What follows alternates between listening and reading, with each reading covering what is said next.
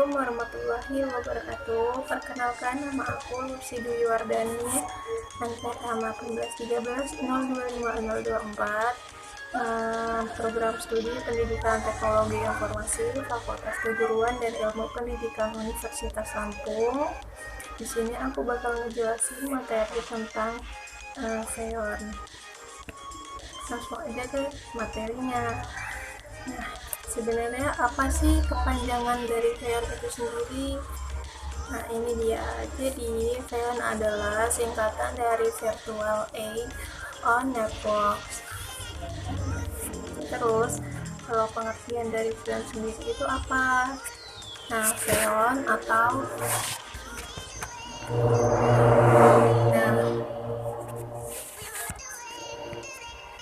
VEON atau yang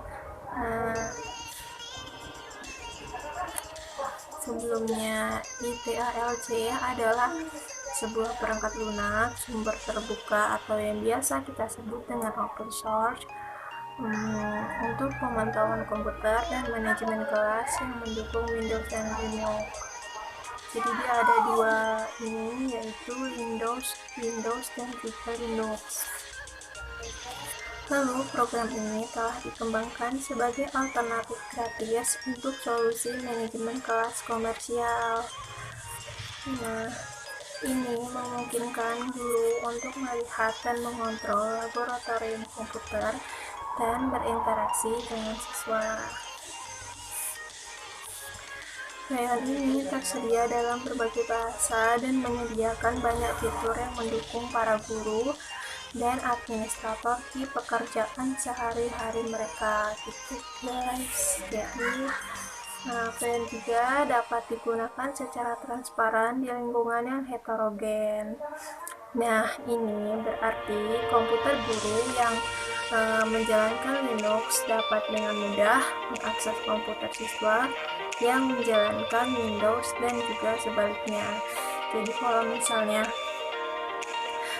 komputer guru itu Linux dan komputer siswa itu Windows, itu bakal tetap bisa diakses. Begitu juga sebaliknya, jika komputer guru itu Windows dan komputer siswa itu Linux, itu juga akan tetap bisa diakses. Terus VEON itu menggunakan versi diperpanjang dari protokol VNC untuk berkomunikasi dengan komputer jarak jauh. Karena VEON didasarkan kepada koneksi TCP, layar penyiaran juga berfungsi melintasi batas jaringan lokal. Nah, algoritma kompresi yang cepat dan efisien bahkan memungkinkan komputer siswa pribadi di rumah. Layanan VEON perlu diinstal pada semua komputer siswa. Layanan tidak dapat dihentikan atau dihapus oleh siswa jika mereka tidak memiliki hak administratif. Terus, aplikasi VEON Master yang berjalan di komputer guru mengakses layanan di komputer siswa. Autentikasi dilakukan menggunakan kunci RSA atau dengan memeriksa kredensial pengguna. Dengan cara ini dipastikan hanya guru yang dapat mengakses komputer siswa. Terus gimana sih sejarah atau gimana sih kenapa VEON gitu, kenapa sejak kapan adanya VEON gitu, atau sejarahnya. Di sini aku bakal jelasin sejarah dari VEON. Jadi VEON itu adalah proyek yang pendahulunya itu ITALC yang udah aku sebutin tadi. Jadi dia tuh dimulai pada tahun 2004 dan awalnya cuma tersedia buat Linux aja gitu. Jadi buat Windows itu dia belum ada. Setelah itu pada tahun 2004 dan 2006, pada tahun 2006 dan 2007 porting itu port ke Windows untuk proyek SCS Strip C dari kota Jerman. Pengembangan lebih dipercepat antara lain melalui integrasi ke Univention Corporate Server at School pada tahun 2010. Sebagian besar dari rehau Linkat Italka pada tahun 2017, perangkat lunak telah dirilis dengan nama barunya, yaitu Xeon. Xeon berbeda dari pendahulunya oleh arsitektur modular, serta banyak fitur baru seperti kontrol akses melalui daftar kontrol akses, dukungan server LDAP, dan utilitas baris perintah baru. Di slide selanjutnya, baik administrator dan pengguna sekarang dapat berkonsultasi dengan administrasi komprehensif dan manual pengguna yang baru dalam berbagai bahasa.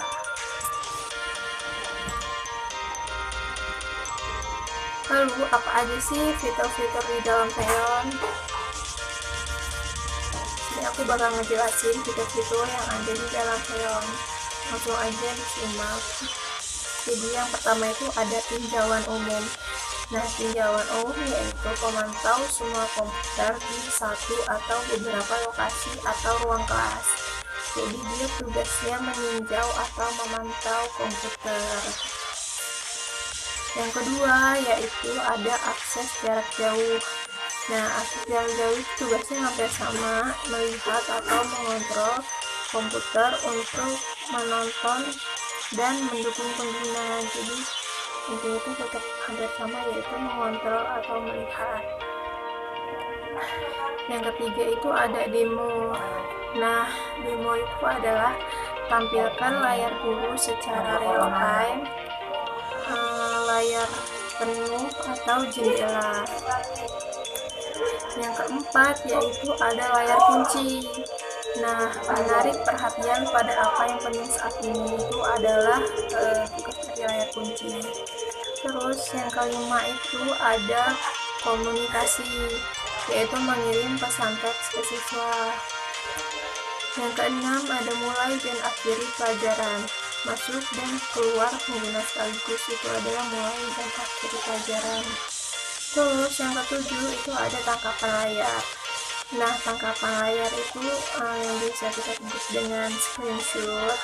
Jadi itu rekam kemajuan belajar dan pelanggaran dokumen. Jadi dia kayak ada dua tugas gitu, yaitu merekam kemajuan belajar, dan yang kedua yaitu lihat pelanggaran dokumen. Terus ada program dan situs web, yaitu luncurkan program dan buka URL situs web dari jarak jauh. Yang kesembilan yaitu ada bahan ajar.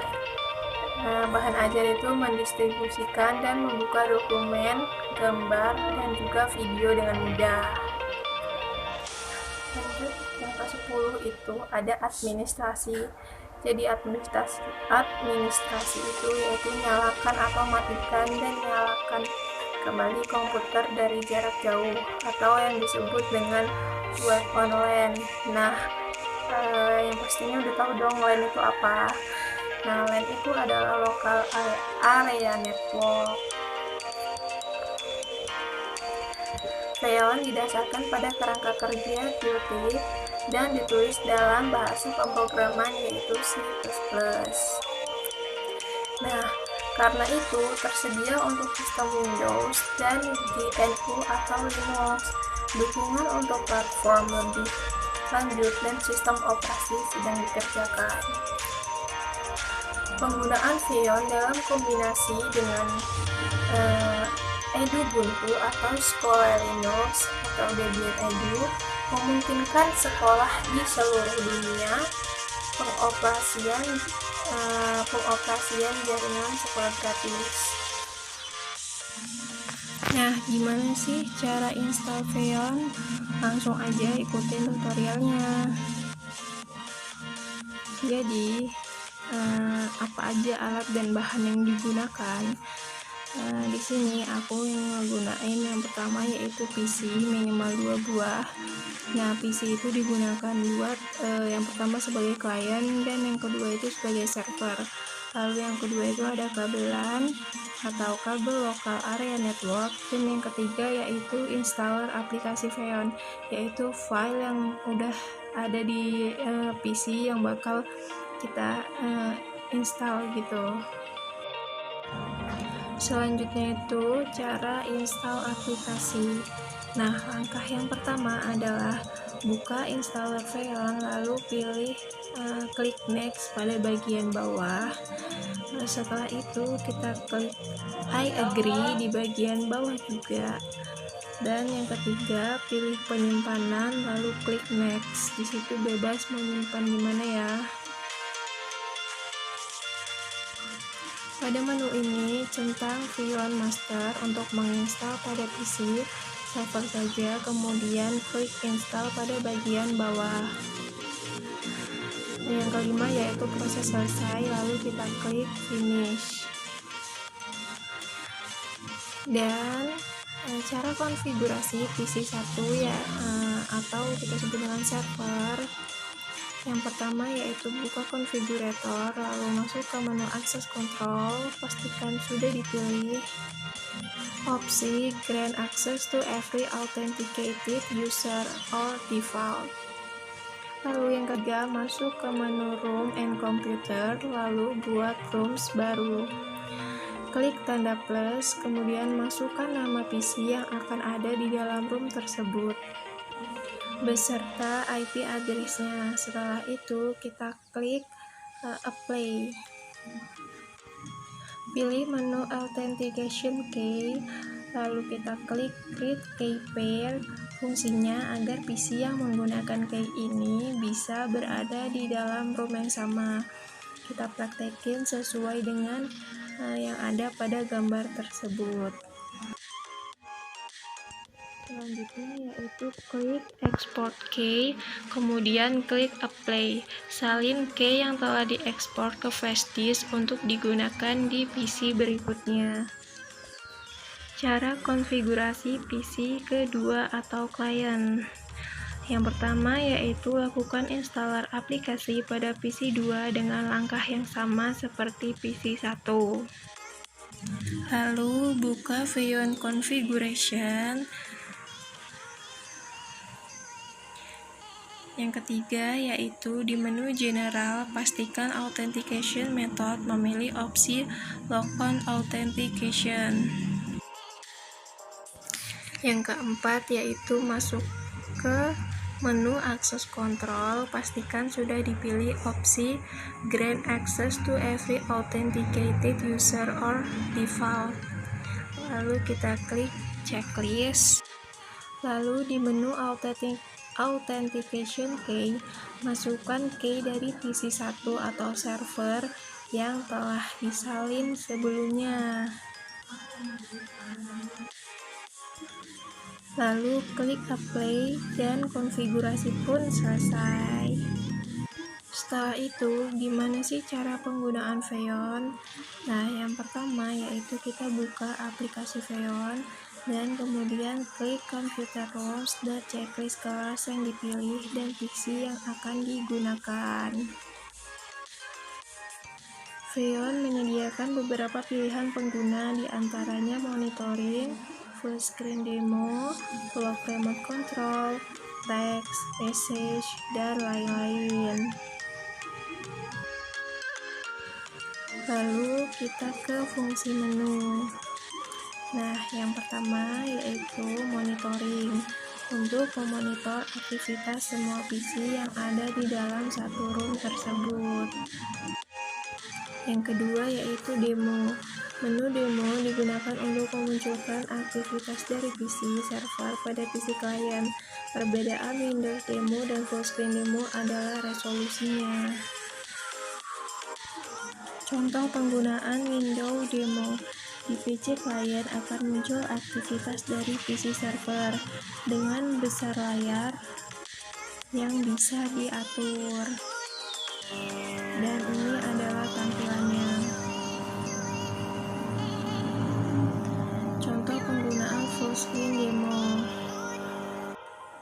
Di PC klien akan muncul aktivitas dari PC server dengan layar yang penuh. Yang ketiga yaitu kunci. Mengunci layar agar PC klien tidak dapat digunakan. Dan berikut adalah cara penggunaan lock atau kuncinya. Yang keempat yaitu remote view. PC server bisa melihat aktivitas dari PC klien. Contoh penggunaan remote view. Selanjutnya yaitu remote control. PC server bisa melihat utilitas dari PC klien dan PC klien bisa dikendalikan oleh PC server. Dan ini adalah contoh penggunaan remote control. Yang keenam yaitu nyalakan. Untuk menyalakan dan menghubungkan PC klien ke dalam room dalam keadaan PC mati.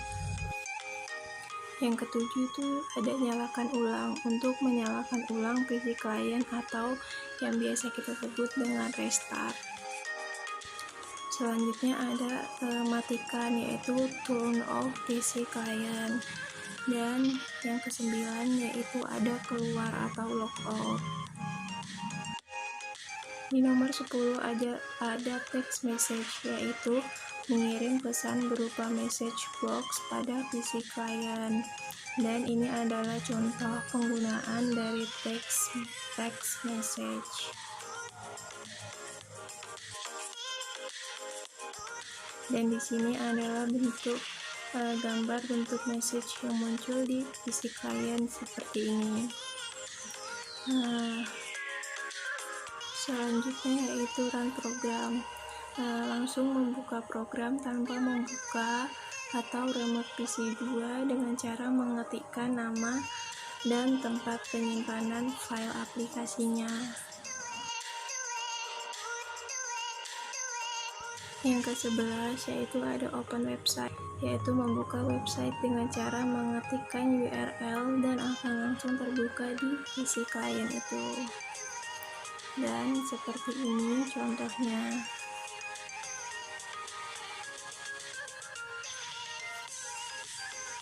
Ini contoh penggunaan remote control. Please enter the URL of the website to open. Selanjutnya itu yang terakhir adalah tangkapan layar, yaitu men-screenshot layar PC klien. Jadi ya istilahnya sama kayak kegiatan kita yang sehari-hari tentang handphone, bahwa kita juga bisa men-screenshot gitu. Dan sini ada bacaannya, screenshot of one computer have been taken successfully, yang artinya itu udah berhasil di screenshot. Sekian penjelasan dari saya tentang aplikasi Feyon, dan kurang dan lebihnya saya mohon maaf. Atas kekurangannya saya benar-benar minta maaf. Saya akhiri. Wabillahi taufiq wal hidayah. Wassalamualaikum warahmatullahi wabarakatuh.